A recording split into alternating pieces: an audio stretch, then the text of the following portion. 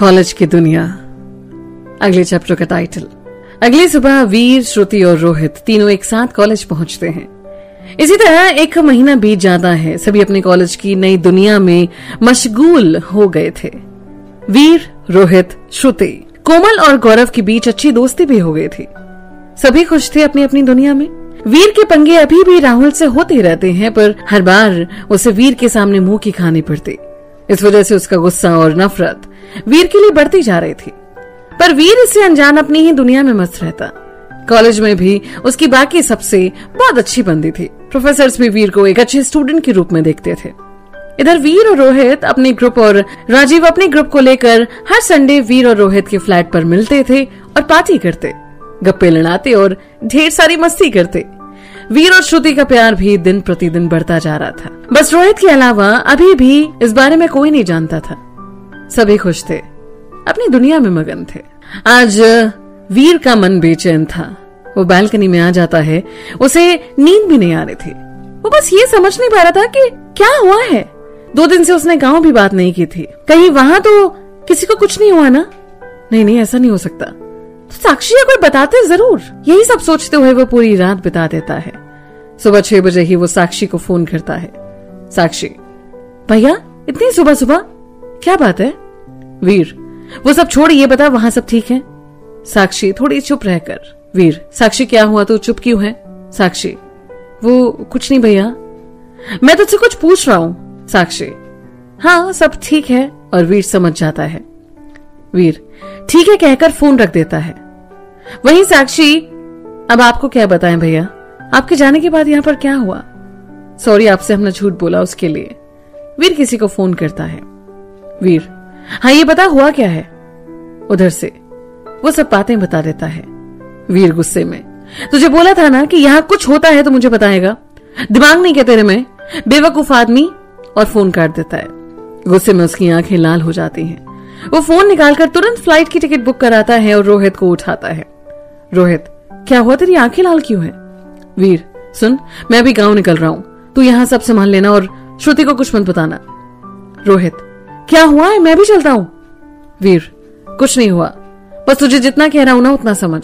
रोहित भी ठीक है बोल देता है, क्योंकि उसे उसके गुस्से का अंदाजा था। वीर एक छोटा सा बैग लेता है और निकल पड़ता है। 10 बजे वो पटना एयरपोर्ट पर पहुंचता है और वहां से तेजी से निकलकर बस में बैठ जाता है। वहीं श्रुति का कॉल आ रहा था, पर वो जानता था कि श्रुति को वो सब बातें समझा नहीं पाएगा, तो वो अपना फोन ऑफ कर लेता है और सर सीट पर करके आंखें बंद कर लेता है। वहीं श्रुति जब सुबह वीर को फोन करती है तो उसका phone out of coverage area बताता है। वो रोहित को फोन करती है। रोहित उसे बताता है कि वीर अभी कहीं बाहर काम से गया हुआ है, शायद आज कॉलेज ना आ पाए। फिर रोहित कहता है कि वो आता है थोड़ी देर में, दोनों साथ चलेंगे कॉलेज। श्रुति ठीक है बोलकर फोन रख देती है। वो मन ही मन सोचती है कि रात में वीर ने तो ऐसा कुछ नहीं बोला था और अभी वीर फोन नहीं उठा रहा। फिर फोन ऑफ। कोई बात जरूर है, ये दोनों मिलकर मुझसे छुपा रहे हैं। थोड़ी देर में रोहित पहुंच जाता है। रोहित, कैसी हो श्रुति? रोहित, बात क्या है, क्या छुपा रहे हो मुझसे? श्रुति, वीर गांव गया है सुबह ही, मुझे भी नहीं पता क्यों। श्रुति, रुको मैं साक्षी से पूछती हूँ। रोहित, अरे रहने दो श्रुति, वीर से ही बात कर लेना, या वो फ्री होकर खुद कॉल कर लेगा। वहीं वीर गांव पहुंचता है और सीधे अपने घर जाता है। वहां उसे देखकर सभी हैरान होते हैं।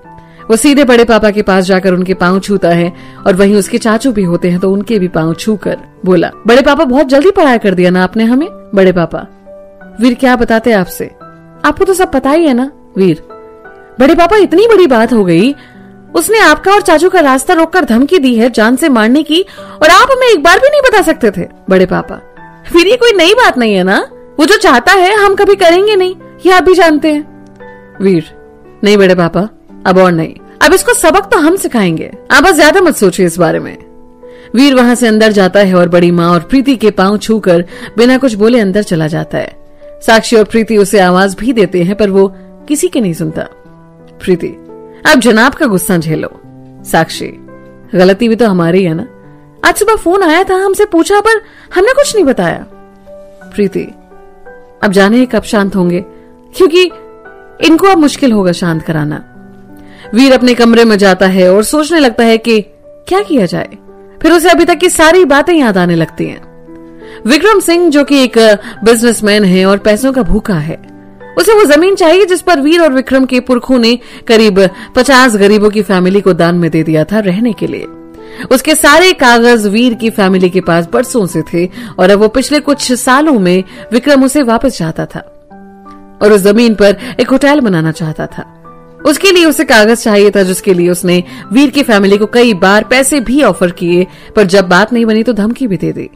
पर हर बार वीर के बड़े पापा ने उसे रोक दिया, ये समझकर कि वो विक्रम मान जाएगा।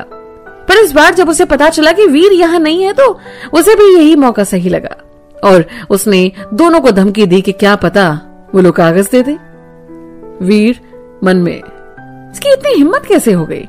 कौन है जिसने इसे अपना सपोर्ट दिया है? मुझे इससे मिलना होगा।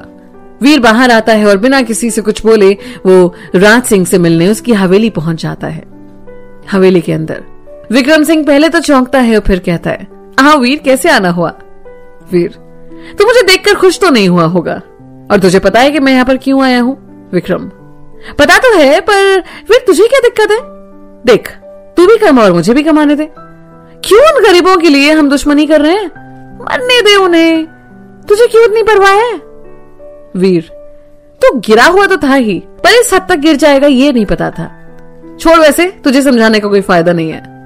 विक्रम, फिर तू भी सुन ले, वो जमीन तो मैं लेकर रहूंगा।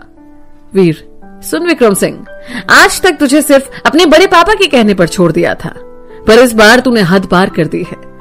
आज तू भी भर के पार्टी कर ले, जश्न मना ले, क्योंकि कल से तुझे चैन से सोने भी नहीं दूंगा। तू पूरी जिंदगी पछताएगा अब विक्रम सिंह, और अब अगर मेरी फैमिली के सामने आया तो ये मत भूल जाना कि वीर प्रताप सिंह क्या चीज है। तुझे ऐसी मौत दूंगा कि तेरी रूह भी काम जाएगी।